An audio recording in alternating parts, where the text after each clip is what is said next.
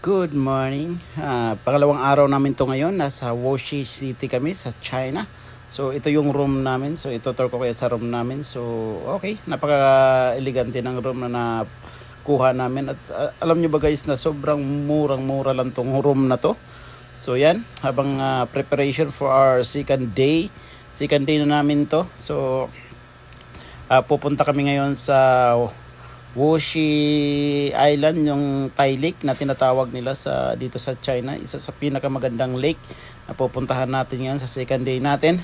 So yan, ang tabayanan nyo mamaya, pupunta tayo doon at enjoyin lang natin yung second day natin. So kahapon medyo napagod kaming lahat. So ito ngayong ng hotel namin. So makikita mo yung pinpoint na yan, yun yung center dito sa Wuxi City. So nakalagay diyan yung pinaka-sentro ng Wuxi City ng China. So mamaya papasyalan natin yung lake na yun. So yun po yun, habang ang namin dito is 8:30 ng umaga ang alis namin dito. So maya bababa na kami para mag-almusal. So free ang almusal namin dito. So sobrang mura yung napakaganda ng hotel na inistihan namin. Then masyadong mura yung may free na pagkain sa umaga. So maya tabayanan natin mamaya at tayo'y bababa na. So ikot-ikot muna tayo dito habang naantay natin yung kasama natin na nagbibihis pa,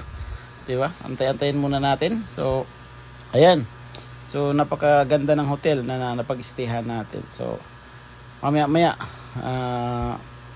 tingnan natin kung saan tayo makakarating mamaya. So may tour guide naman tayo. So yun, yan si Hot and Spicy magkasama, di ba? So mamaya abangan natin mamaya.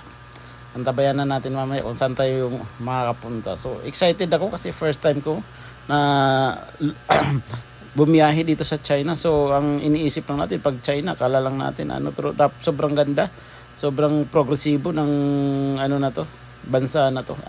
Talagang masasabi mo talagang high-tech yung mga gamit dito.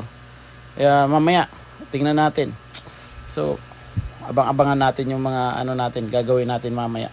So nandito na nga kami sa baba at ayan na, mamimili na kami ng pagkain dito. Kaso nga lang puro Chinese food dito, pero so far hindi naman nagkakalayo yung pagkain natin sa kanila. So yan, sarap.